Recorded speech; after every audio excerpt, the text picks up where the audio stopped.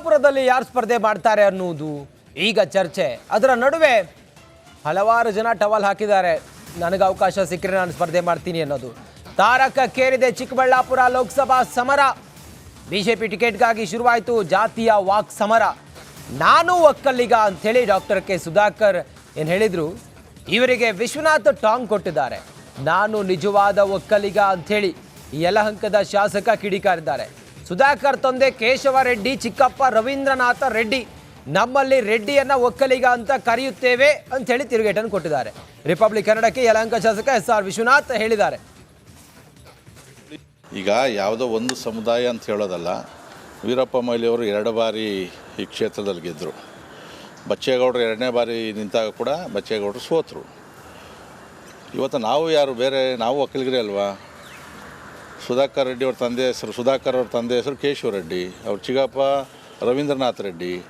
ನಮ್ಮಲ್ಲೆಲ್ಲ ಏನು ಅಂತಂದರೆ ಒಕ್ಕಲಿಗರು ಕೂಡ ರೆಡ್ಡಿ ಈ ಥರ ಹೆಸರುಗಳನ್ನು ಇಟ್ಕೊಂಡಿರ್ತಾರೆ ಹೊರತು ಯಾರು ಕೂಡ ಜಾತಿಯ ಆಧಾರದ ಮೇಲೆ ವೋಟ್ ಹಾಕ್ತಾರೆ ಅಂತಕ್ಕಂಥ ನನಗೇನು ಅನಿಸೋದಿಲ್ಲ.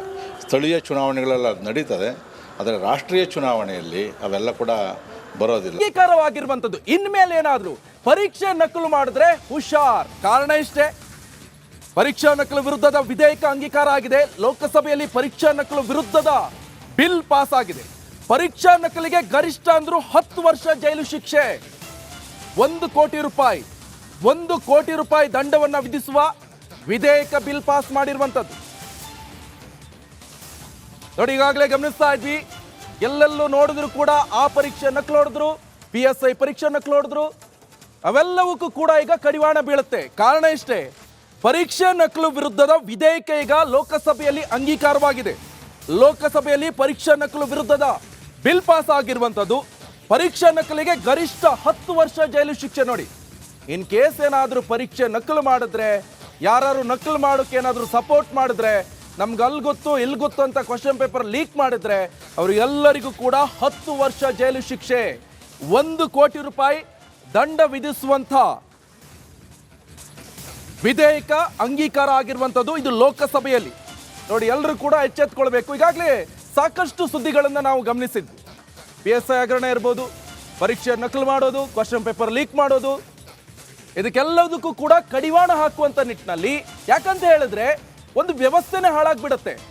ಯಾರ್ಯಾರಿಗೋ 80 ಲಕ್ಷ, 90 ಲಕ್ಷ, 40 ಲಕ್ಷ, 20 ಲಕ್ಷ ಕೊಟ್ಟು ಯಾವ್ಯಾವುದೋ ರಾಜಕಾರಣಿಗಳಿಗೆ ಕೊಟ್ಬಿಟ್ಟು ಪರೀಕ್ಷೆ ನಕಲನ್ನ ಮಾಡ್ತಿದ್ರು. ಈಗ ಅದೆಲ್ಲದಕ್ಕೂ ಕೂಡ ಕಡಿವಾಣ. ಯಾಕಂತ ಹೇಳಿದ್ರೆ ಎಲ್ಲದಕ್ಕಿಂತ ಬಹಳ ಪ್ರಮುಖವಾಗಿ ಈಗ ನಾವು ಗಮನಿಸ್ತಾ ಇದ್ವಿ, ಒಂದು ವ್ಯವಸ್ಥೆ ಎನ್ನುವಂಥದ್ದು ಸರಿಯಾಗಿ ಹೋಗ್ಬೇಕಂತ ಹೇಳಿದ್ರೆ ಪರೀಕ್ಷೆಯನ್ನ ಮಾಡ್ತಾರೆ. ಪರೀಕ್ಷೆಯಲ್ಲೇ ನಕಲು ಮಾಡಿಕೊಂಡು ನಾಳೆ MBBS ಮಾಡಿಕೊಂಡು ಇಲ್ಲ ಆರ್ಥಿಕ ತಜ್ಞ ಆಗೋದು, ಅಲ್ಲ ವಿಜ್ಞಾನಿ ಆಗೋದು, ಡಾಕ್ಟರ್ ಆಗೋದು, ಇದೆಲ್ಲವಕ್ಕೂ ಕೂಡ ಕಡಿವಾಣ ಆಗುತ್ತೆ. ಈಗ 1 ಕೋಟಿ ರೂಪಾಯಿ ದಂಡವನ್ನ ವಿಧಿಸಲಾಗುತ್ತೆ, 10 ವರ್ಷ ಕಠಿಣ ಶಿಕ್ಷೆ, ಜೈಲುವಾಸ ಕೂಡ ಅನುಭವಿಸಬೇಕಾಗತ್ತೆ.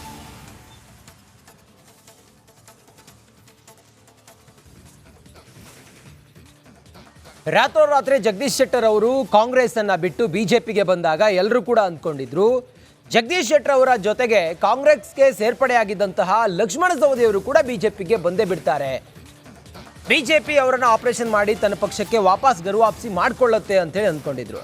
ಆದರೆ ಶಾಸಕ ಲಕ್ಷ್ಮಣ ಸವದಿ ಆಪರೇಷನ್ ಖತಮ್ ಆಗಿದೆ. ನಾನು ಬಿಜೆಪಿಗೆ ಸೇರಲ್ಲ ಅಂಥೇಳಿ ಅವರೇ ಹೇಳಿದ್ದಾರೆ.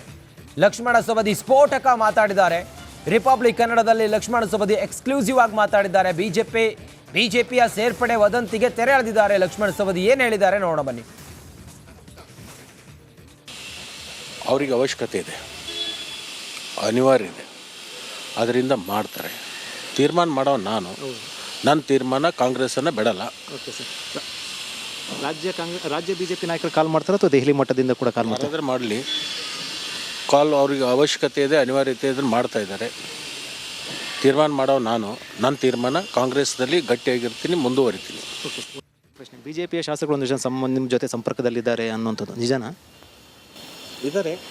ಓಕೆ, ಕಾಲ ಬರಲಿ, ಕಾಲ ಬಂದಾಗ ಅದಕ್ಕೆ ತೀರ್ಮಾನ ತಗೊಳ್ತಕ್ಕಂಥದ್ದು ಆಲೋಚನೆ ಮಾಡ್ತೀವಿ. ಲೋಕಸಭಾ ಚುನಾವಣೆ ಮುಂಚೆನೇ ನಂತರನ ನಮಗೆ ಯಾವಾಗ ಅವಶ್ಯ ಬರ್ತದೆ ಅವಾಗ ಅದರ ಬಗ್ಗೆ ತೀರ್ಮಾನಗಳನ್ನು ಆಗುತ್ತೆ. ಬಿಜೆಪಿಯ ಶಾಸಕರು ಒಂದು ನಿಮ್ಮ ಜೊತೆ ಸಂಪರ್ಕದಲ್ಲಿದ್ದಾರೆ ಅನ್ನುವಂಥದ್ದು ನಿಜನಾ? ಇದ್ದಾರೆ. ಓಕೆ, ಕಾಲ ಬರಲಿ, ಕಾಲ ಬಂದಾಗ ಅದಕ್ಕೆ ತೀರ್ಮಾನ ತಗೊಳ್ತಕ್ಕಂಥದ್ದು ಆಲೋಚನೆ ಮಾಡ್ತೀವಿ. ಲೋಕಸಭಾ ಚುನಾವಣೆ ಮುಂಚೆನೇ ನಂತರನ ನಮಗೆ ಯಾವಾಗ ಅವಶ್ಯ ಬರ್ತದೋ ಅವಾಗ ಅದ್ರ ಬಗ್ಗೆ ತೀರ್ಮಾನಗಳನ್ನು ಆಗುತ್ತೆ. ಬಿಜೆಪಿಯ ಶಾಸಕರು ಒಂದಿಷ್ಟು ಸಂಬಂಧ ಬಂದೇ ಬಿಟ್ಟರು ಲಕ್ಷ್ಮಣ್ ಸವದಿ ಅಂತ ಹೇಳಿ ಅಂದ್ಕೊಂಡಿದ್ರು ಬಿಜೆಪಿಯವರು. ಆದರೆ ಎಷ್ಟೇ ಪ್ರಯತ್ನ ಪಟ್ಟರು ಕೂಡ ಲಕ್ಷ್ಮಣ್ ಸವದಿ ಅವರನ್ನು ಬಿಜೆಪಿಗೆ ಗರುವಾಪ್ಸಿ ಮಾಡೋದಕ್ಕೆ ಈ ಹೊತ್ತಿನವರೆಗೂ ಕೂಡ ಆಗಿಲ್ಲ. ಲಕ್ಷ್ಮಣ್ ಸವದಿ ಅವರೇ ಹೇಳಿದ್ದಾರೆ, ನಾನು ಯಾವುದೇ ಕಾರಣಕ್ಕೂ ಕೂಡ ಬಿಜೆಪಿಗೆ ಮತ್ತೆ ಹೋಗಲ್ಲ ಅನ್ನೋದನ್ನು ಹೇಳಿದ್ದಾರೆ. ಎಲ್ಲ ವದಂತಿಗಳಿಗೂ ಕೂಡ ಲಕ್ಷ್ಮಣ್ ಸವದಿ ತೆರೆ ಎಳೆದಿದ್ದಾರೆ. ಯಾಕೆ, ಏನು, ಎತ್ತ ಅನ್ನೋದನ್ನು ನಾವು ನೋಡೋಣ ಬನ್ನಿ. ಬಿಜೆಪಿಗೆ ನನ್ನ ಅವಶ್ಯಕತೆ ಇದೆ, ಲಕ್ಷ್ಮಣ್ ಸವದಿಯವರ ಅವಶ್ಯಕತೆ ಬಿಜೆಪಿಗಿದೆ. ತೀರ್ಮಾನ ನಾನು ಮಾಡಬೇಕಲ್ವಾ, ಬಿಜೆಪಿ ಅವ್ರು ಮಾಡಿದ್ರೆ ಆಗುತ್ತಾ? ನಾನು ಯಾವುದೇ ಕಾರಣಕ್ಕೂ ಕೂಡ ಬಿಜೆಪಿಗೆ ಹೋಗಲ್ಲ ಅಂತೇಳಿ ಪಟ್ಟು ಹಿಡಿದಿದ್ದಾರೆ. ಬಿಜೆಪಿಯವರು ಕರೀತಾರೆ, ನಾನು ಹೋಗಲ್ಲ. ಜಗದೀಶ್ ಶೆಟ್ಟರ್ಗೂ ನನಗೂ ಹೊಂದಿಕೆ ಮಾಡಿ ನೋಡಬೇಡಿ, ಹೋಲಿಕೆ ಮಾಡಬೇಡಿ. ನಾನು ಶೆಟ್ಟರ್ಗೂ ಮೊದಲೇ ಕಾಂಗ್ರೆಸ್ಗೆ ಬಂದಿದ್ದು, ಶೆಟ್ಟರ್ಗಿಂತ ಮೊದಲೇ ನಾನು ಕಾಂಗ್ರೆಸ್ಗೆ ಬಂದಿದ್ದು. ನಾನು ಕಾಂಗ್ರೆಸ್ ಬಿಡಲ್ಲ, ಕಾಂಗ್ರೆಸ್ನಲ್ಲೇ ಇರ್ತೇನೆ. ಬಿಜೆಪಿ ನಾಯಕರು ನನ್ನ ಸಂಪರ್ಕದಲ್ಲಿ ಇದ್ದಾರೆ ಅನ್ನತ್ತೇಳಿ ಹೇಳಿದ್ದಾರೆ. ಸಮಯ ಬಂದಾಗ ನಾನು ಕರೆ ತರುತ್ತೇನೆ, ರಿವರ್ಸ್ ಆಪರೇಷನ್ಗೆ ನಾನು ಕೂಡ ರೆಡಿ ಇದ್ದೀನಿ ಅಂತೇಳಿ ಹೇಳಿದ್ದಾರೆ. ಬಿಜೆಪಿಯವರು ಲಕ್ಷ್ಮಣ ಸವದಿ ಅವರನ್ನು ಮತ್ತೆ ಗರುವಾಪ್ಸಿ ಮಾಡುವ ಪ್ರಯತ್ನದಲ್ಲಿದ್ದರೆ ಲಕ್ಷ್ಮಣ ಸವದಿ ಹೇಳ್ತಿದ್ದಾರೆ, ಬಿಜೆಪಿಯಲ್ಲಿ ಕೆಲ ನನ್ನ ಸ್ನೇಹಿತರನ್ನ ನಾನು ಕರ್ಕೊಂಡು ಬರ್ತೀನಿ, ರಿವರ್ಸ್ ಆಪರೇಷನ್ ಮಾಡ್ತೀನಿ ಅಂತೇಳಿ ಹೇಳಿದ್ದಾರೆ. ಈ ಮೂಲಕ ಒಂದಂತೂ ಬಹಳ ಕ್ಲಿಯರ್ ಆಗಿದೆ, ಲಕ್ಷ್ಮಣ ಸವದಿ ಈ ಹೊತ್ತಿನವರೆಗೂ ಕೂಡ ಅವರು ಬಿಜೆಪಿಗೆ ಸೇರುವಂಥ ಮನಸ್ಥಿತಿಯಲ್ಲಿಲ್ಲ ಅಂತ ಹೇಳಿ. ಓವರ್ ಟು ಜಯಪ್ರಕಾಶ್ ಶೆಟ್ರೆ. ತುಮಕೂರು ಲೋಕಸಭಾ ಕ್ಷೇತ್ರ ವ್ಯಾಪ್ತಿಯಲ್ಲಿ ಒಂದು ವಿಧಾನಸಭಾ ಕ್ಷೇತ್ರ ಬರುತ್ತೆ. ಅದರ ಹೆಸರು ಚಿಕ್ಕನಾಯಕನಹಳ್ಳಿ. ಚಿಕ್ಕನಾಯಕನಹಳ್ಳಿಯಿಂದ ಕಳೆದ ಬಾರಿ ಆರಿಸಿ ಬಂದಂಥವರು BJPಯ ಮಾಧುಸ್ವಾಮಿ ಬೇಸಿಕಲಿ ಜನತಾ ಪರಿವಾರದ ನಾಯಕರು. ಬೇರೆ ಬೇರೆ ಕಾರಣಗಳಿಂದಾಗಿ BJPಗೆ ಬಂದರು, ಮಂತ್ರಿಯಾದರು. ಈ ನಡುವೆ ತುಮಕೂರು ಲೋಕಸಭಾ ಈ ಬಾರಿ ಸೋತಿದ್ದಾರೆ. ಈ ಬಾರಿ ಚಿಕ್ಕನಾಯಕನಹಳ್ಳಿಯಲ್ಲಿ ಮಾಧುಸ್ವಾಮಿ ಸೋತಿದ್ದಾರೆ. ಈಗ ಅವ್ರಿಗೊಂದು ಆಸೆ ಆಗಿದೆ, ನಾನು ಈ ಬಾರಿ ಎಲ್ಲಾದರೂ ಸಕ್ರಿಯ ಆಗಬೇಕು ಅಂತೇಳಿ. ಯಾವಾಗ ವಿ ಸೋಮಣ್ಣ ಅವರಿಗೆ BJPಯಿಂದ ತುಮಕೂರು ಟಿಕೆಟ್ ಸಿಗತ್ತೆ ಅಂತ ಗೊತ್ತಾಯಿತು, ಇದೀಗ ಮಾಧುಸ್ವಾಮಿ ನನಗೆ ಕೊಡಿ ಅಂತ ಕೇಳಿದ್ದಾರೆ.